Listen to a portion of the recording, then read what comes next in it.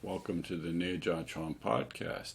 This is Isaac. This week we're going to get into some stuff about raising the spine and dropping the chest. But first, Jess is going to tell a story about Bruce from his days in North Atlantic. And I talk a little bit about the retreats at Anvil Ranch that Bruce used to do. If you're listening to this when I release it, I'll be doing a workshop this weekend on the bagua single palm change. So if you're interested, check out the website for details, www.watertradition.com, or you can find links in the description. Okay, that's all for now. Hope you enjoy the show, and thanks for listening.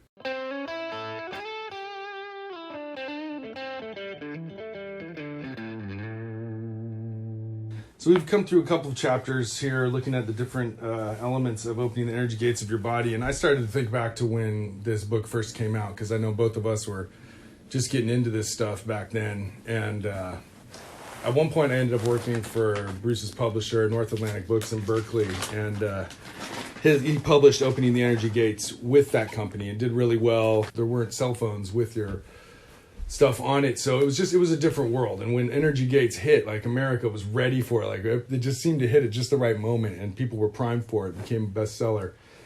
And years later, I was in a sales meeting with representing North Atlantic, and we went to go talk about our latest books. And I was in the meeting with some executives, book selling executives, and someone was like, "Hey, is that guy Kumar Francis doing a new book?" And he came over to talk to us about it. And he said he was telling us some stories about the early sales meeting for Opening the Energy Gates. And the one that stood out was that, they had a bunch of like high-powered people in there, and Kumar came in to give a talk about Opening the Energy Gates and help the publisher sell the book.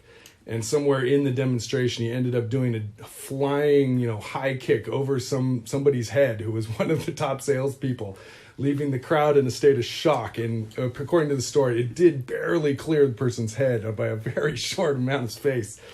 But everyone was blown away, and he gave another great, presentation on the book, I'm sure, because he always makes a good impression when he comes into meetings like that. But it cracked me up because I could just picture him doing, a flying kick and like wowing the crowd as part of the sales pitch.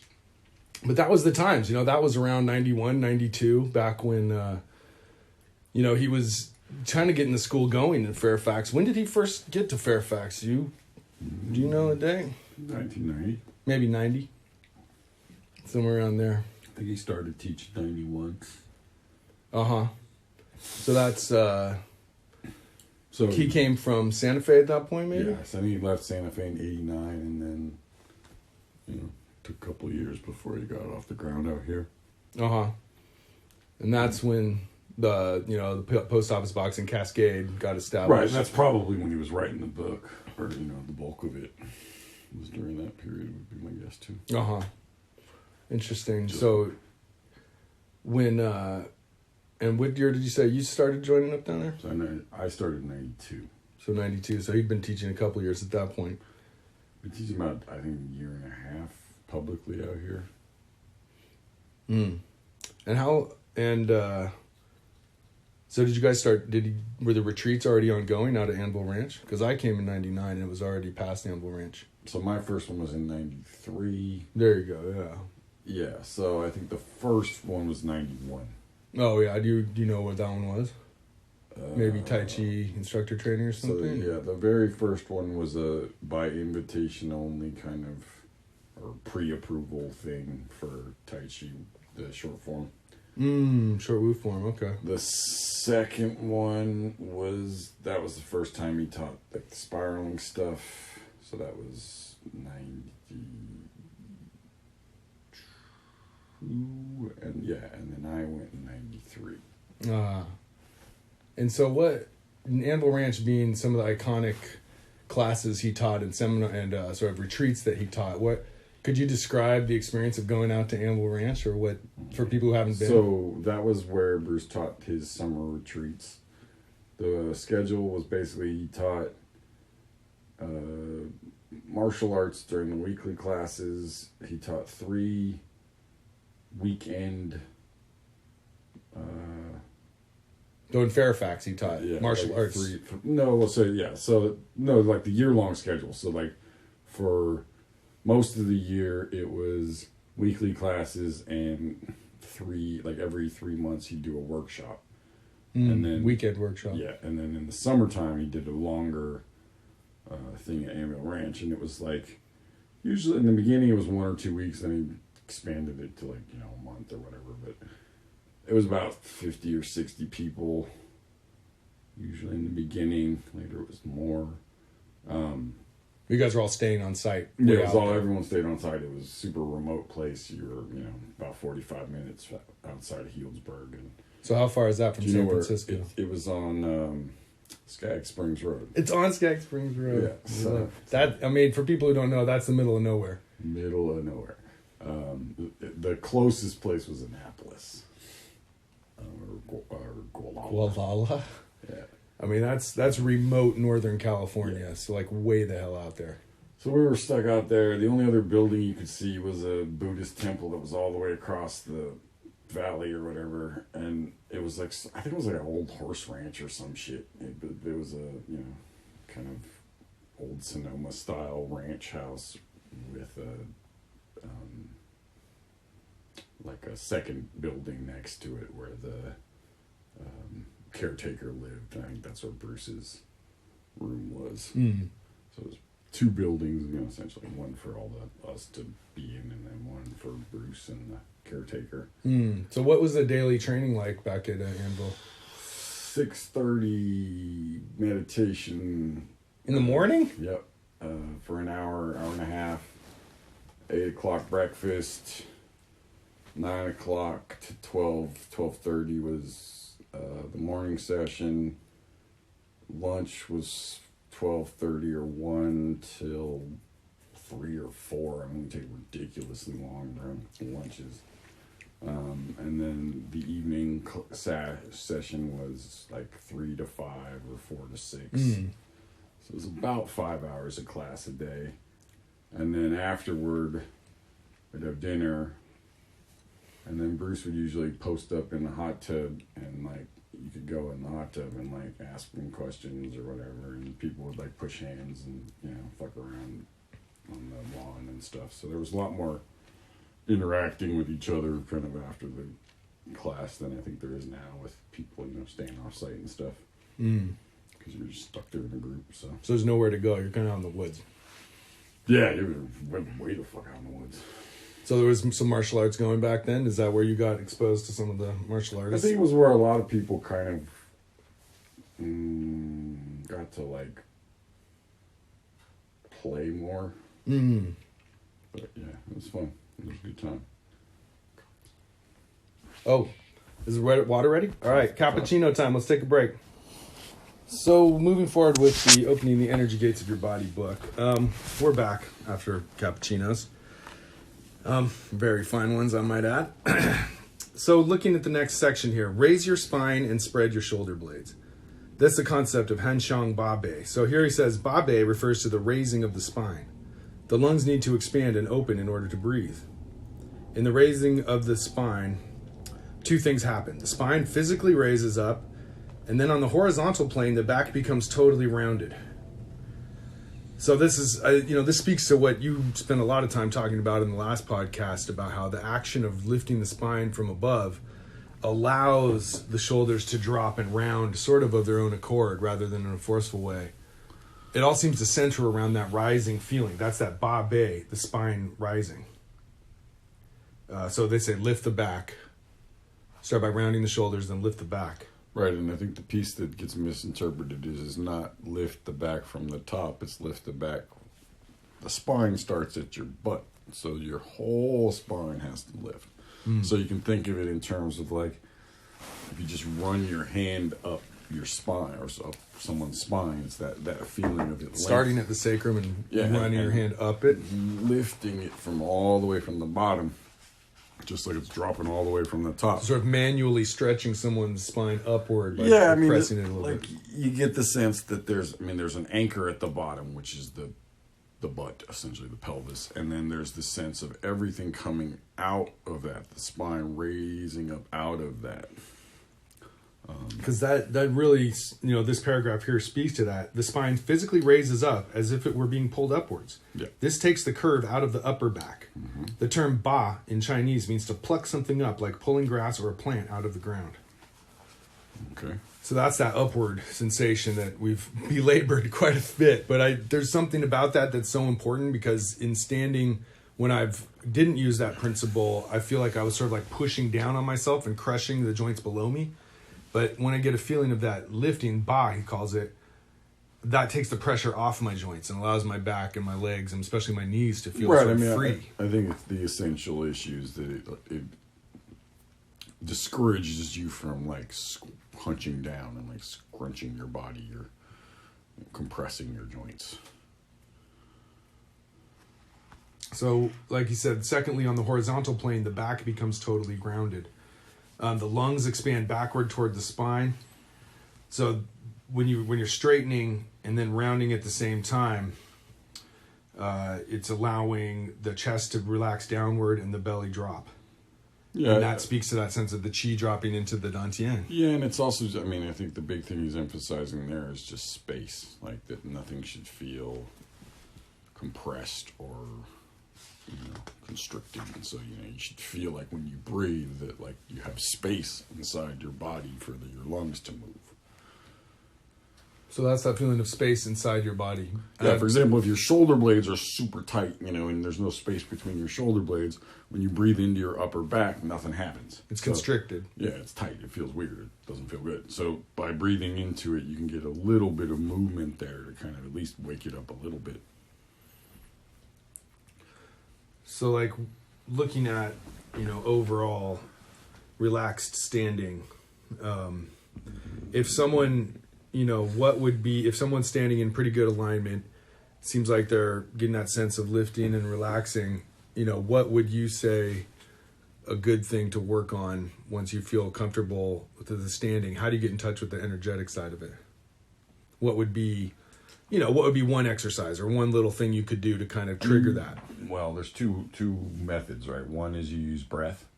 So you just use the following the breathing in and out to kind of wake things, to build your awareness of what's happening. So start feeling those nerves of the breath coming in and out through the lungs and the mouth. The one that's in the energy gates is more the scanning part, that you just go from top to bottom and feel whatever you feel, so you feel your forehead, you feel your nose, you feel your chin, you feel... So differentiate the feelings of the different parts of your body. Right. It's the,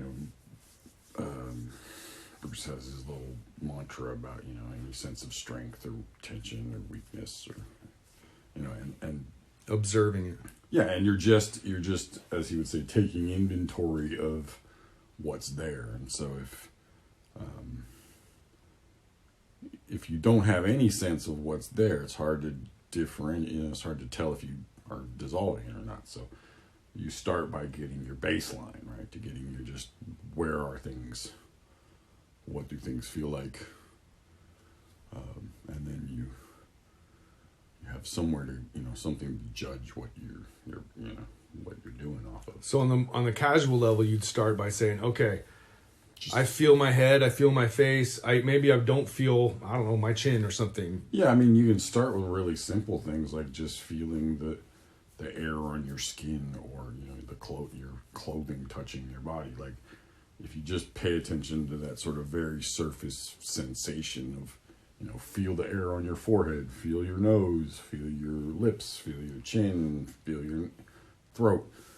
It's not dissolving or anything yet, but at least you're getting a sense of, it's like training wheels, you're getting the basic motion of what you're going to be doing without the actual,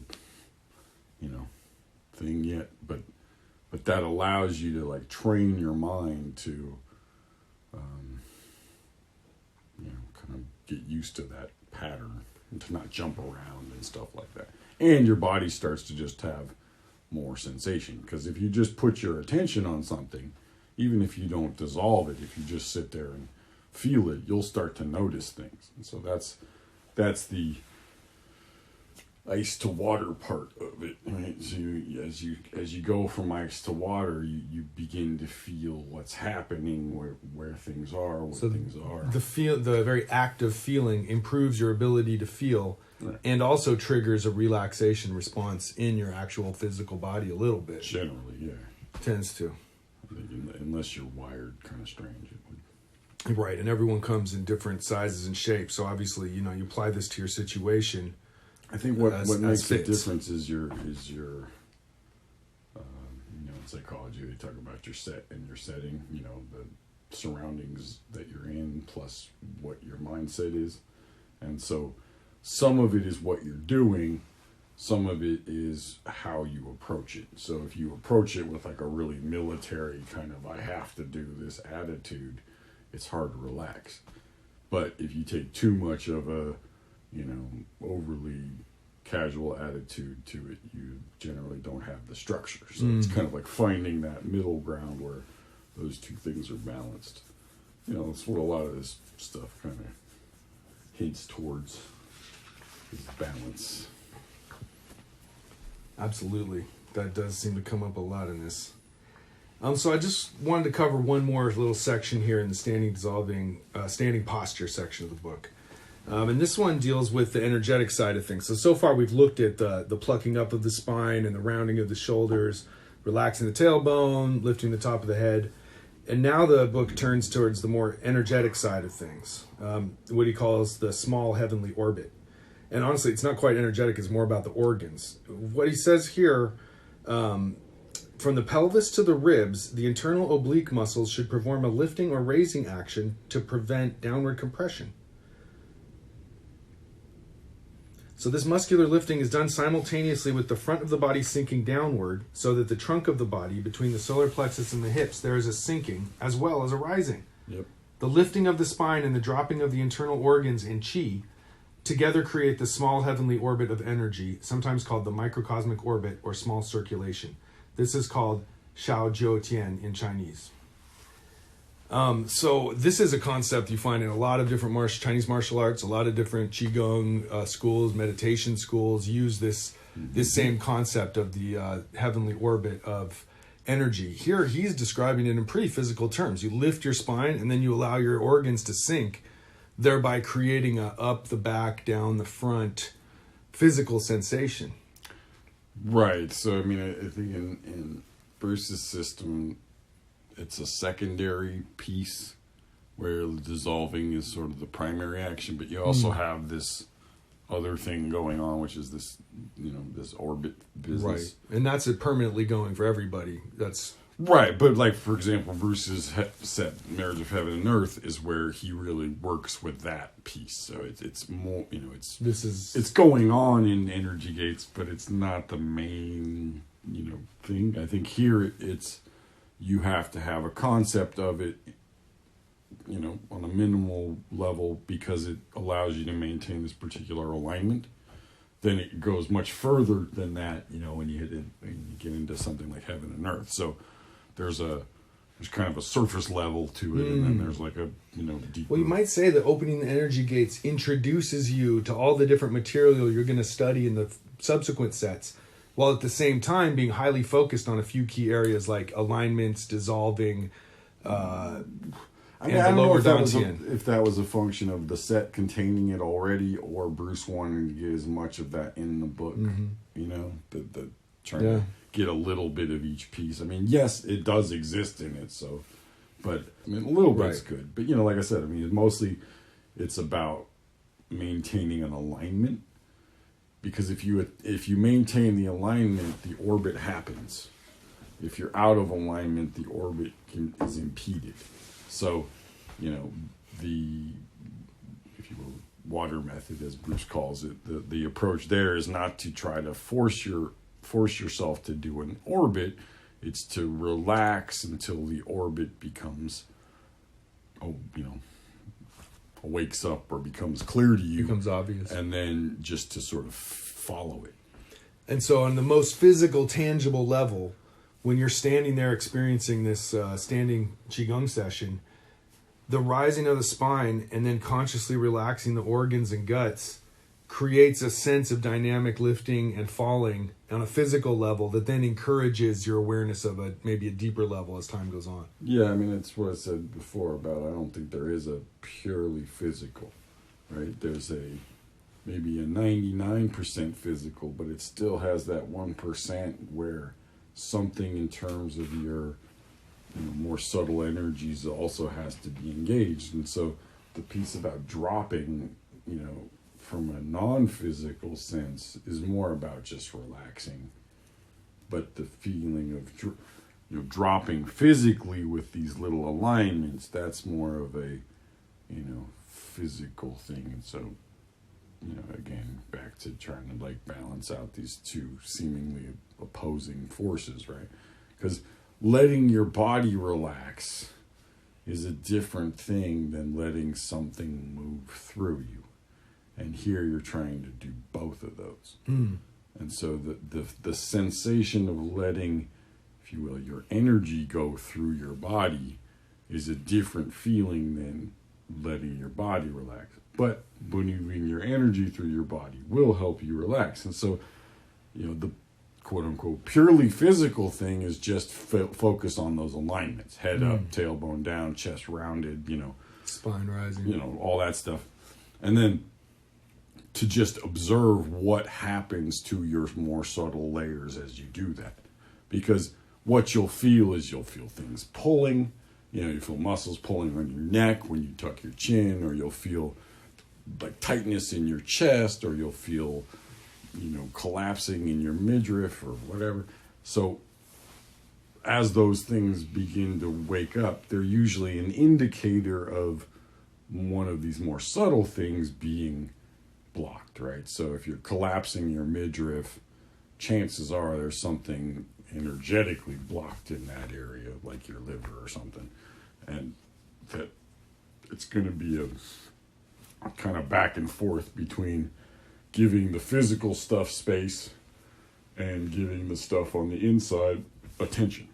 And you're back to that feeling it makes it relax. Relaxing helps you move it. And it's just kind of this cycle. The cycle. Through those different pieces. So I think that's the, energy gates as a whole, right? You cycle through going from a fairly non-physical thing to a fairly physical thing, like the swings, and then you're back to a fairly minimal physical thing, like the spine stretch. And so it kind of takes you through this whole range of yin to yang and back to yin. And that, that training of qigong just keeps going back and forth. So we'll wrap up here by looking at the end of this section. There are deeper, more secretive and esoteric aspects of this practice, however, that must be learned under the strict guidance of a teacher to prevent bodily harm. That's what we would refer to as spiraling energy body. Some energy practices are kept secret because to reveal them to a general audience would be like putting a gun in the hand of a child. Many things are not taught in qigong until a certain amount of experience and maturity is established in the student. It's a bit condescending, but I think it's a good safety precaution. I mean, so when you look at his philosophy of teaching, he says in this book, opening the energy gates was created as a way to give everyone a chance to experience this with the minimal chance of hurting themselves by doing anything extreme. There's 4 additional sets that go beyond that. Yeah. In my point of view, it makes sense to learn the first one however you can, but then beyond that, it makes sense to learn from a quotes, qualified teacher, because as he says, it's not so much that you're going to blow yourself up or whatever, but feeling someone else do it physically with your hands on them and them, showing you physically in person is really the only way you're going to learn the additional 4 sets. Yeah, and I think from a more practical sense that, like, just learning the movements doesn't actually give you what the essence of that thing is. And so you can learn energy gates from a book or a video, but you won't really get what dissolving is about because you don't feel it. You got to feel it somehow. And I think the 1,000 years of doing this has shown that the only way to really get it is to do it with someone who already knows how to do it. Right, and even that doesn't necessarily guarantee it. No, it doesn't. Something like dissolving is a very personal experience. It starts off as a mantra you say, and then over time it becomes something you feel that doesn't have a name anymore. Right. And it's a feeling that you own. It's you. You feel yourself doing something. Nobody can explain that to you. So you have, again, the back and forth, the teacher's feedback, your own practice. If ultimately it's your own awareness. And I think Energy Gates is a great way to challenge yourself, because he puts a lot of stuff in this book that to learn, a lot of precautions, but a lot of specifics on how to move your body. If you pay attention, you can figure it out pretty well. Beyond that is the spiraling energy body is the second set that traditionally follows it. And Right, to that's me, the second half of, that's what, as you said, that's what he's talking about, where it says it ought to be taught in person. And that opens up the upward flows of energy in the body. and that does have, carry with it some inherent risks. So it's not a good idea to just try to do that on your own. But it's also,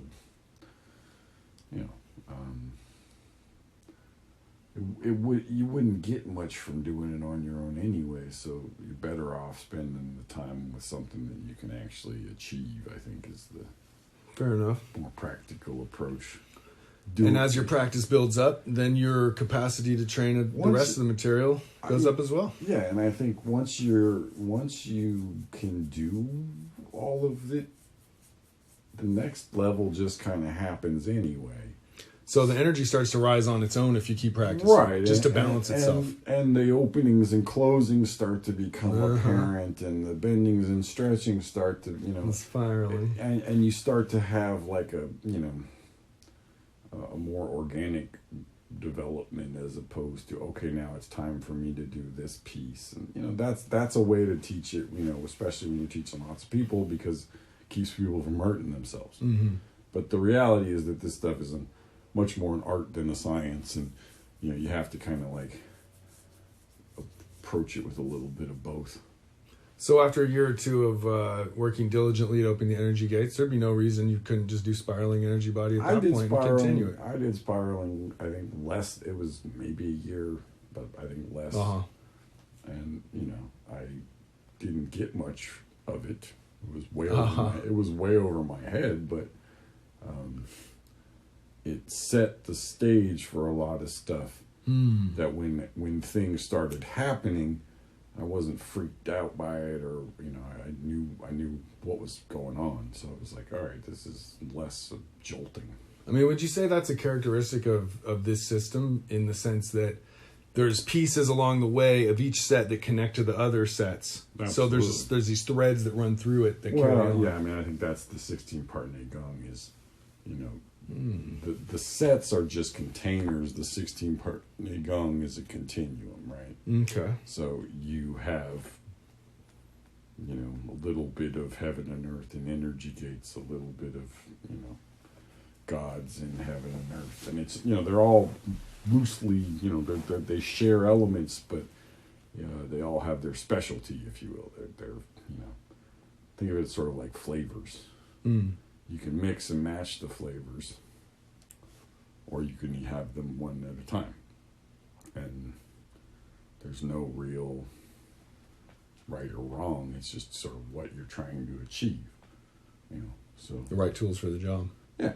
And what your shortcomings are when you start will often determine which ones you're going to spend more time on. That makes sense. It's interesting you mentioned, because the 16 Neijiaquan didn't appear in the original opening the energy gates of your body. It's not in the back? Nope. It didn't come till... That's why Power of Internal Martial Arts, to me, was so mind-blowing when I first saw it, because I hadn't realized. You sure about that? But, yeah. I know there was an article shortly before the Energy Gates book came out where he listed 10. Yeah, I remember that. There's old articles. So But we'll get to the 16-part Neijiaquan at some point in the near future. Yeah, Great talking with you, bro. All right. Cheers. Talk to you again. Hey, this is Isaac again. Just a couple things. We've been getting some questions from people writing in. So we're probably going to start a Patreon so people can join that. And then we'll answer questions from the members. Also, like and subscribe us on iTunes or wherever you're listening. Thanks. Bye.